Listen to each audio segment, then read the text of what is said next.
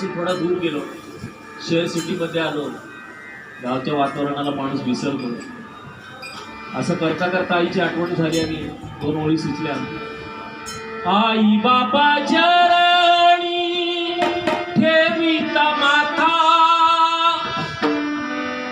नको वणवण फिरू जाण भगवंता, नको वणवण फिरू जाण भगवंता, नको वणवण फिरू जाण भगवंता.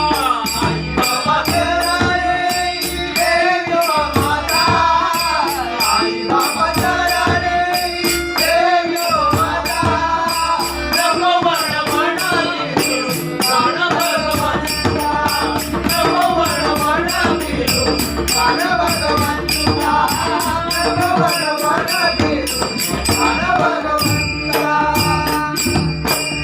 नको मग सत्संग, नको तीर्थयात्रा, नको मग सत्संग, नको तीर्थयात्रा, नको मग सत्संग, नको तीर्थयात्रा, नको मग